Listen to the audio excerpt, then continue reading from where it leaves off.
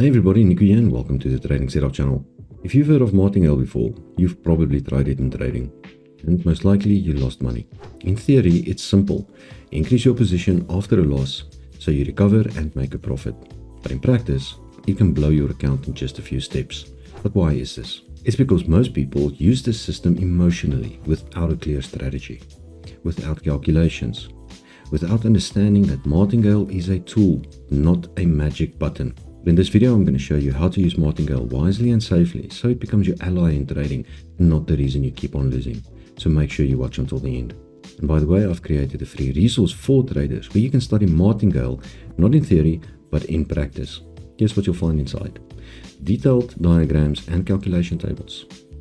Proven formulas to show you how and when to scale your position. And setups for different strategies, from scalping to swing trading.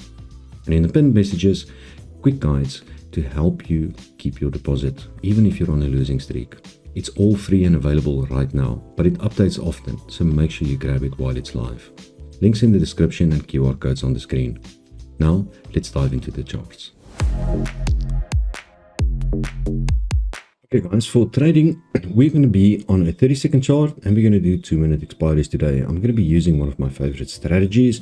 I have covered this strategy in a previous video, so make sure you go check that.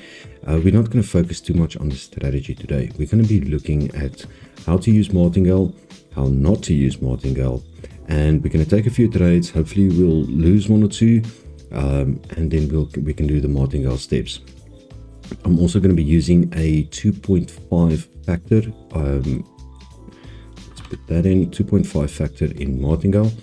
And I know that if I want to use a 2.5, I can use 10% of my account, because if I lose my first trade, which will be $400, I'm going to multiply by 2.5. That's going to give me $1,000. So my total risk then would be 1,400. And if I lose the second martingale step, I'll do another one for 2.5. That's going to give me a total risk of 3,900, which is basically my whole account. I really don't recommend you trade your steps like this, especially if you're a new guy. Keep it small. Small percentage of your account, maybe 1% of your account or so. Don't risk too much. It is risky. Your strategy, doesn't matter what strategy you use, you will always have losing trades.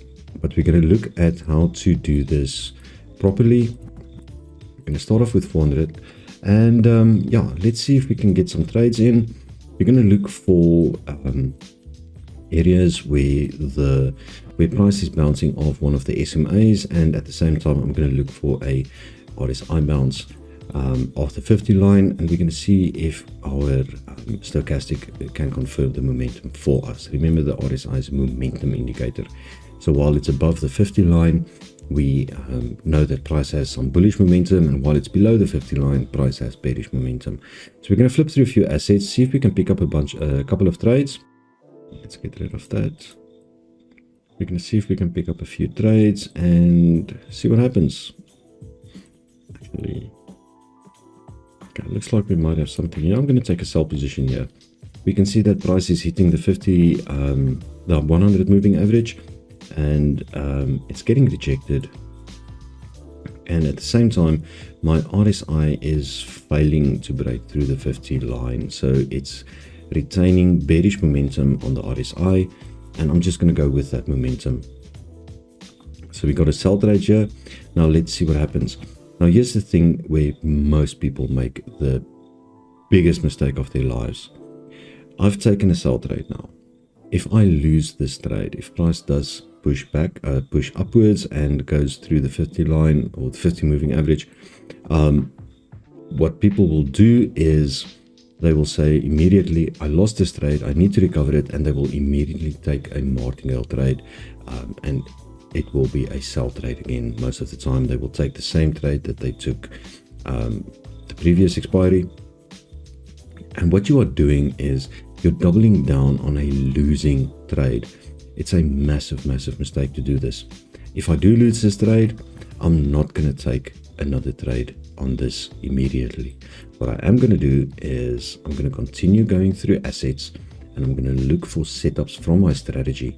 The next setup I get, the next valid entry I get from my strategy, that's the trade I'm going to martingale. I'm not going to be taking a martingale trade if this trade loses. And by the looks of it, it's going to lose, which is fine. We pushed through the 50 moving average. Price is, we can see that the RSI now pushed up through the 50 line, telling me that the momentum is going from bullish to bearish, from bearish to bullish. And hold on, it's coming back down again. A few seconds left. We are going to lose this. We lost this trade. So I'm going to hit my multiplier. Next trade will be for 1,000. That's my first martingale step, but I am not taking a sell trade here. I lost this. The trade went against me, meaning price went against me, and I'm not going to double down on that. So there's a good chance that price might continue upwards, and I'm not going to take a trade immediately. And the problem is that if you do this, you sometimes will get lucky, and your next, if you do take a trade immediately, it will win. But this is a gamble. This is a gamble that you're taking. This is not in accordance to your strategy. And the problem is that that will be, that win will reinforce a bad habit.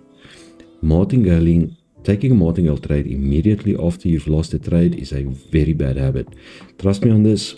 This is something, if you are doing this, you need to focus on stopping it immediately. You need to stop doing it if you're doubling down on losing trades.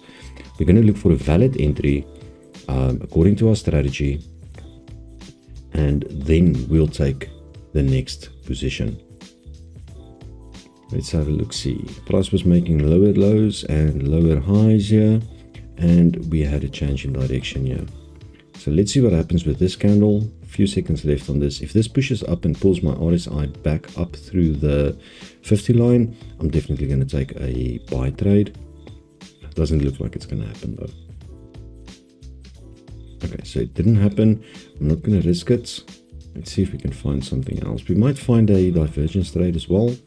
If I do get a decent divergence setup, I will also take a trade. If we do get decent divergence on the RSI or the stochastic. But for now, let's see if we can find any of those 50 jumps or 50 line rejections on the RSI. Shouldn't take us too long, since this is a 30-second chart. We should pick up a trade at some point. This is not looking too bad. We are on the support area. Although unfortunately the RSI is pushing through here, unless we get a big push upwards now before the time goes up. No, we didn't. Okay, no problem.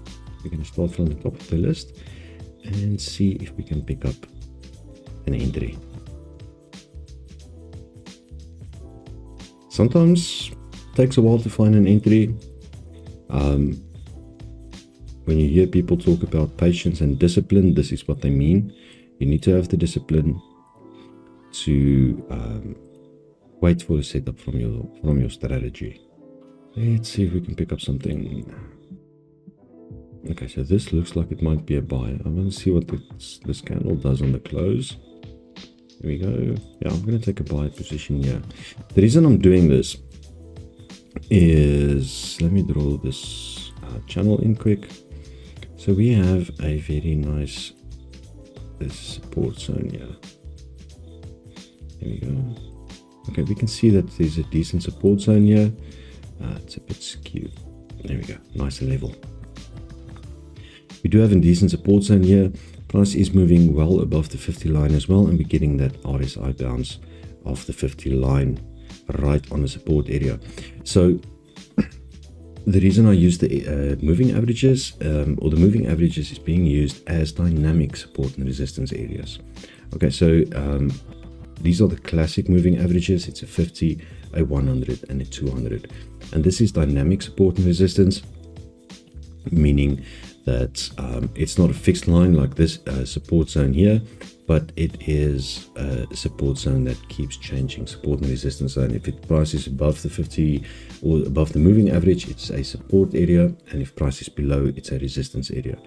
So we're using this as dynamic support and resistance. Now the RSI is breaking through. We've got the stochastic on close to the entering the oversold positions, so we might get a turnaround here. Price did reject nicely off the 50 moving average, almost exactly on it, so we might see it push upwards, although maybe not in time for this. Okay, it looks like we're going to lose this one as well, which is good. For the purpose of this video, it's actually a good thing. Okay, that trade did lose. Now we're going to do a multiplier again of 2.5, and we're going to look for a new entry.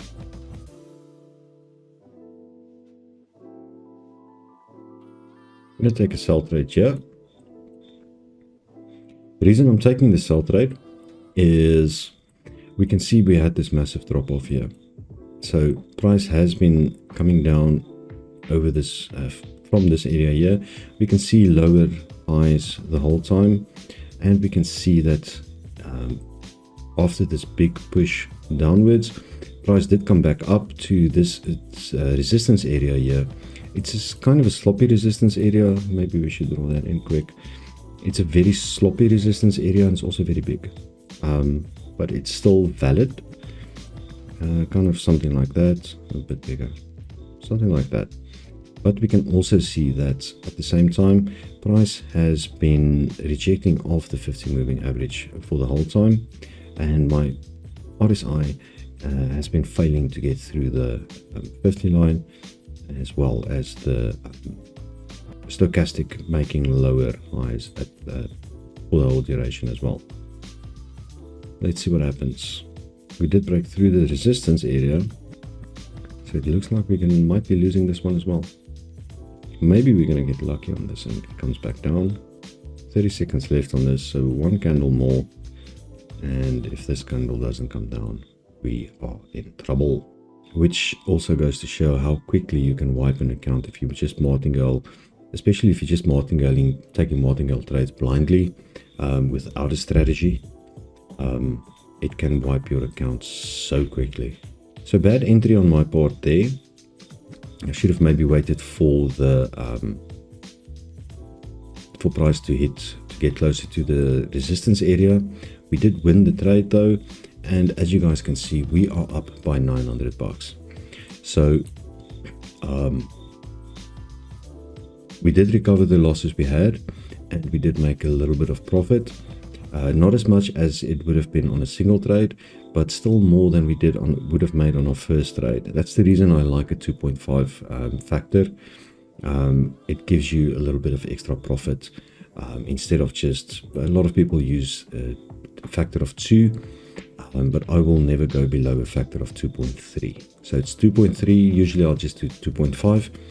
And now I'm going to go back to my original amount.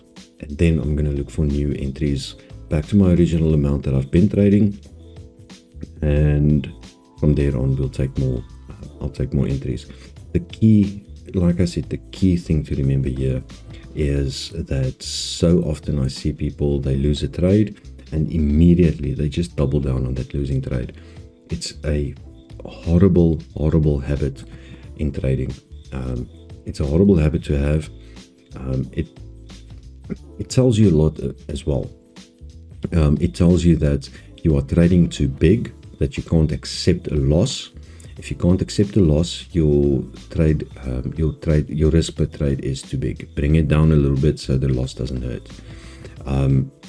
That's one of the main things that you can immediately tell when people start getting super emotional when they are trading, especially if they lose a trade, they start freaking out.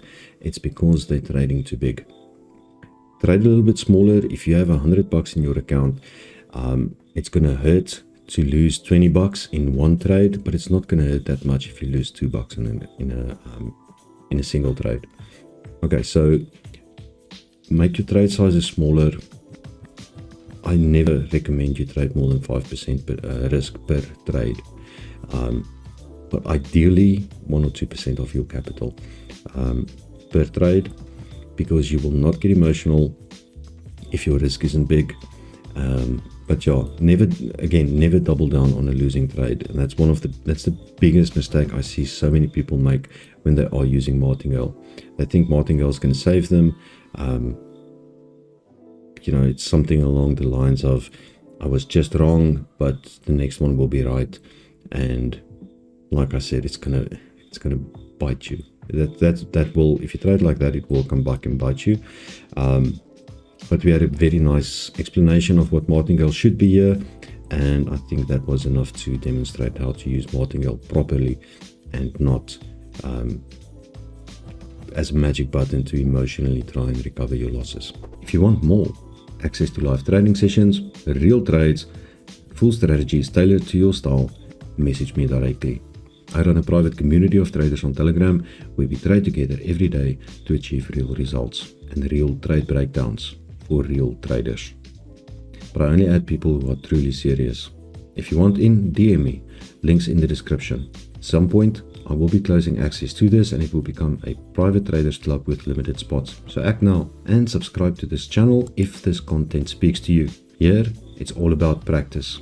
No gimmicks, no fluff. I'll see you guys in the next video, and until then, may the pips be with you.